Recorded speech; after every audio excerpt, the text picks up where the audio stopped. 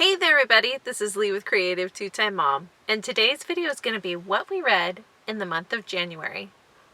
So welcome back to my channel. My name is Lee and this is Creative2xmom. This channel is all about homeschooling, parenthood, and thriving in the day-to-day. Or in the case of today's video, really good books.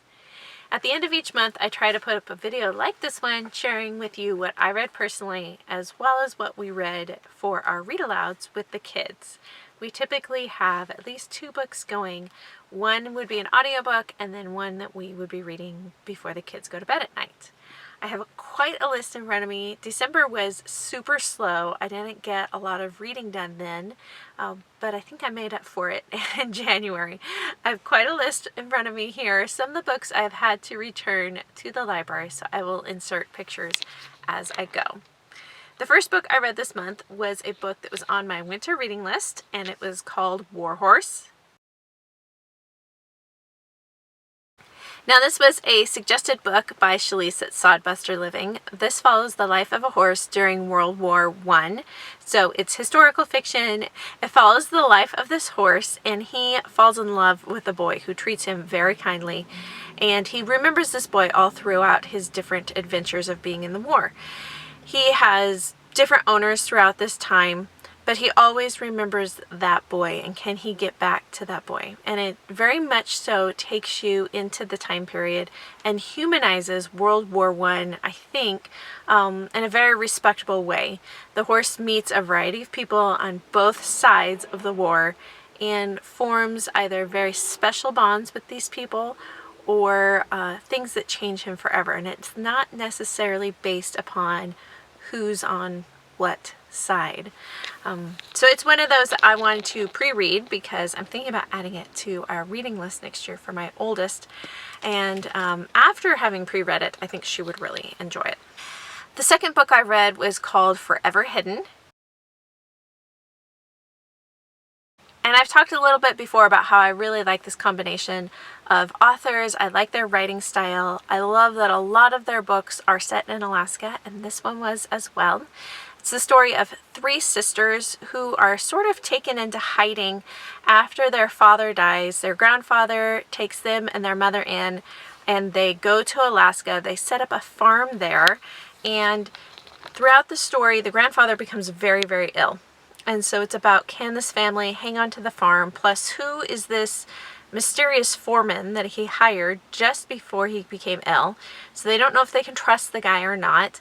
There's certain characters within the town that you find out later on they should not be trusting, that are very underhanded and trying to take the farm away from them. It leaves you on a little bit of a cliffhanger, which I'm kind of excited about. It sounds like there's probably a sequel coming to this one.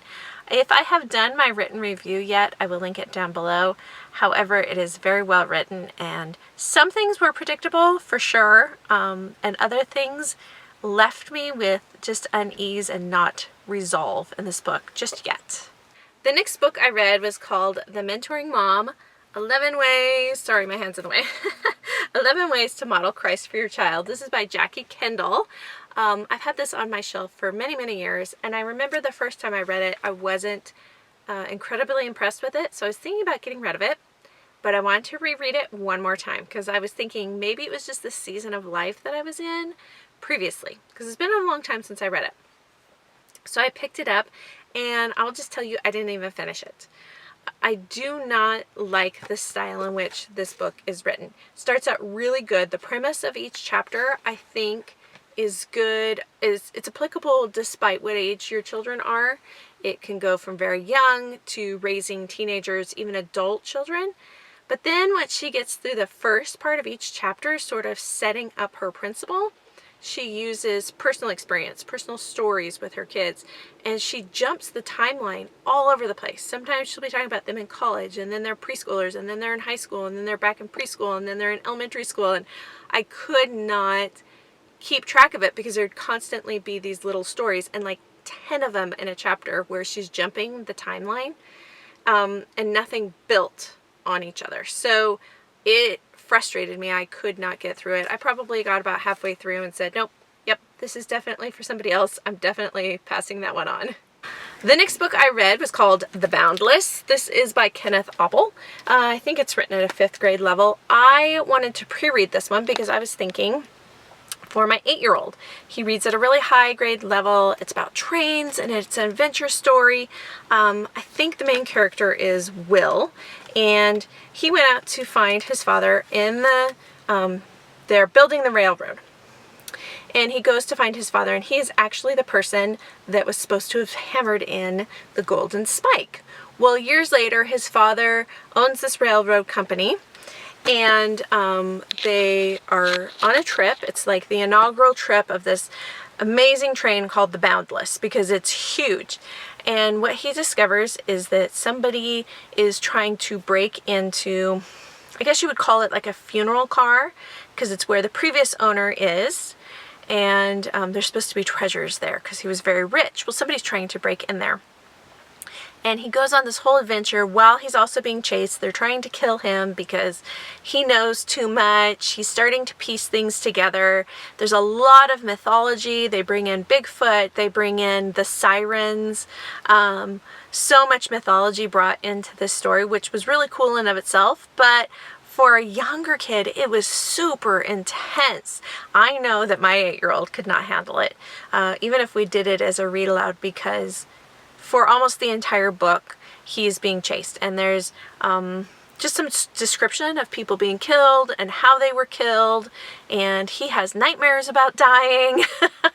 So it was just very intense, a little too graphic for my taste. Even as an adult, I sat there and kind of cringed a little bit during certain scenes. I felt like it was more of a young adult book than even 5th grade. I would say more like junior high, early high school. The final book that I read personally is Atomic Habits. This is by James Clear. This is one of those books that was recommended to me by a friend. The best thing I have gotten out of this book is really, really good. It's about forming habits, how to make them easy, how to make them attractive, because that's what's going to help those habits stick. The best principle I got out of this book was the principle of habit stacking. And that's taking a habit that you already do every day. I get my coffee. Every morning I get the French press going, and stacking other habits into that time frame. So over time, I have started, while my water is heating up, I'm making my shake, throwing it in the fridge. While the French press is sitting, I'm drinking 8 ounces of water before I even have my coffee. It's stacking things that you want to accomplish with other habits that you have already formed. That's been the biggest and best principle I have gotten out of this book. But each chapter has just been a wealth of wisdom. It's super easy to read.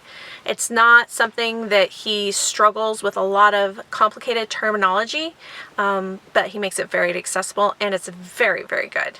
All right, and as far as what we read with the kids this month, I'm going to make it quick. We finally finished up the Chronicles of Narnia series. They just finished The Last Battle. I have to say I was not satisfied with the ending, but they felt like it was fitting, and so if for a 12 and 8-year-old to say that at the end of this series, to feel satisfied with how it concluded, I was happy that they were happy. But for me personally, I was a little frustrated with this one. I know that's bad to say about C.S. Lewis and a classic, but it frustrated me. The other book that we read together as a family was The Family Under the Bridge. This is a classic story that we have just never read, and it's a quick, easy, I think it was only about 9 chapters, very sweet, very mild, complete opposite of The Boundless. There was hardly anything sad in that book. It's about a family that is too poor. They're in France.